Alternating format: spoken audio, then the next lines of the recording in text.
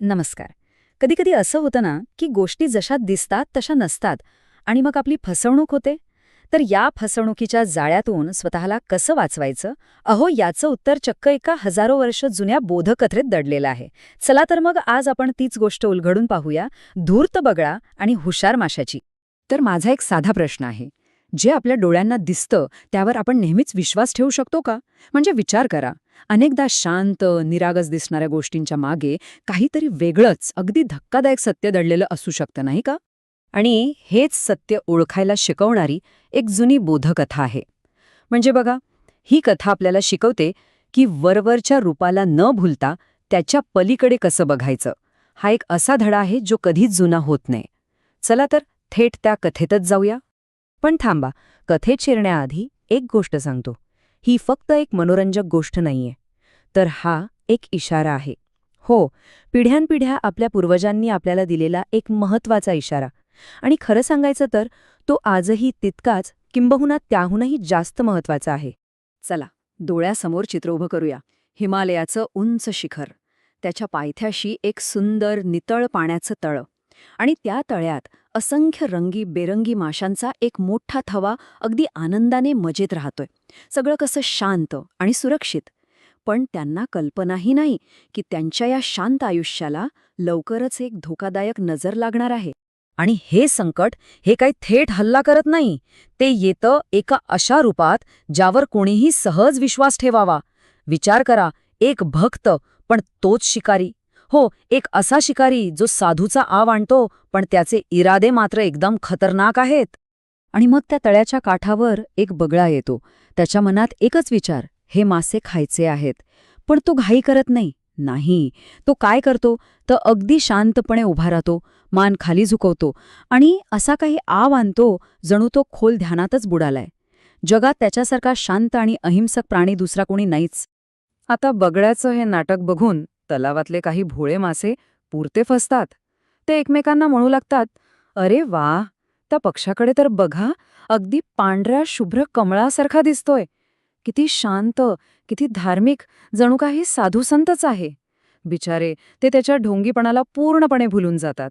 पण थांबा, जिथे भोळेपणा असतो तिथे शहाणपणाही असतंच. त्या माशांच्या थव्यात एक असा नेता होता जो या वरवरच्या दिखाव्याला अजिबात फसला नाही. त्याच्याकडे होती खरी दूरदृष्टी, धोक्याच्या पलीकडचं सत्य पाहण्याची नजर. आणि त्या हुशार माशाने, जो खरं तर बोधिसत्व होता, बाकीच्यांना लगेच सावध केलं. तो म्हणाला, अरे थांबा, तुम्हाला माहीत नाहीये तो कोण आहे, नाहीतर तुम्ही त्याची अशी स्तुती केली नसती. तो आपला सगळ्यात मोठा कपटी शत्रू आहे.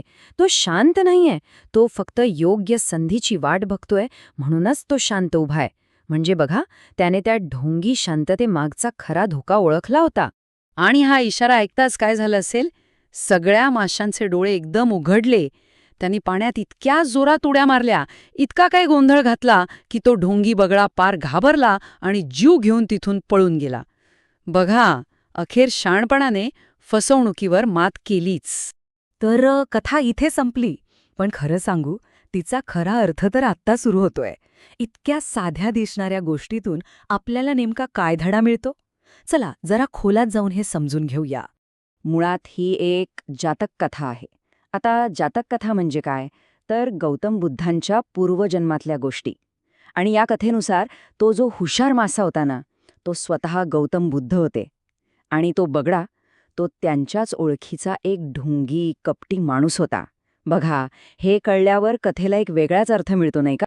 आता या कथेतला एक सगळ्यात हुशारीचा भाग म्हणजे द्विज हा शब्द. आठवतंय, ते भोळे मासे बगळ्याला द्विज म्हणतात. या शब्दाचे दोन अर्थ आहेत. पहिला म्हणजे पक्षी, कारण त्याचा दोनदा जन्म होतो, एकदा अंड्याच्या रूपात आणि मग अंड्यातून बाहेर. आणि दुसरा अर्थ आहे ब्राह्मण. आता कळलं, याच एका शब्दामुळे बगळ्याच्या धार्मिक असण्याच्या ढोंगाला किती बळ मिळालं असेल. म्हणजे बघा, शब्दांचा खेळ करूनही कशी फसवणूक करता येते. आणि गंमत म्हणजे ही गोष्ट फक्त पुस्तकात नाहीये. आपण आजही बगळ्याची झोप किंवा बगळे भक्त असं म्हणतो ना. कुणी ढोंगीपणा करत असेल तर आपण लगेच म्हणतो. तर ह्या म्हणीचं मूळ ते हेच आहे. यावरून कळतं की या कथेची मुळं आपल्या संस्कृतीत किती खोलवर पसरलेली आहेत. बरं, आता वाटेल की ही तर झाली हजारो वर्षांपूर्वीची गोष्ट. आजच्या काळात याचं काय महत्त्व? पण खरं सांगायचं तर आजच्या काळात ही गोष्ट सगळ्यात जास्त महत्त्वाची आहे. का? कारण आज फसवणूक करणारे बगडे कमी नाही झाले. उलट त्यांचे चेहरे बदलले आहेत, त्यांचे मार्ग बदलले आहेत. पण त्यामागचा तो कपटी स्वभाव मात्र तोच आहे. मग कसे दिसतात आजचे कपटे बगडे? अहो, ते दिसतात आपल्याला येणाऱ्या त्या अर्जंट मेसेज किंवा ईमेलच्या रूपात, जे प्रत्यक्षात फिशिंग स्कॅम असतात. ते दिसतात मोठमोठी खोटी आश्वासनं देणाऱ्या जाहिरातींमध्ये किंवा सोशल मीडियावर निरुपयोगी वस्तू विकणाऱ्या फेक इन्फ्लुएन्सर्सच्या रूपात. आणि सगळ्यात महत्त्वाचं, कधीकधी तर ते आपल्या आजूबाजूलाच असतात, वरवर खूप चांगले, आकर्षक वाटणारे, पण मनात मात्र काहीतरी वेगळाच हेतू बाळगून असलेले लोक.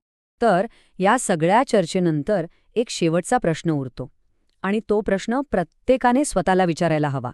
तो म्हणजे आज आपल्या आयुष्यात, आपल्या कामाच्या ठिकाणी, आपल्या समाजात असा एखादा कपटी बगळा कुठे लपलाय का, जो वरवर अगदी शांत दिसतोय, पण आतून फक्त एका योग्य संधीची वाट पाहतोय? यावर विचार करणं खरंच गरजेचं आहे.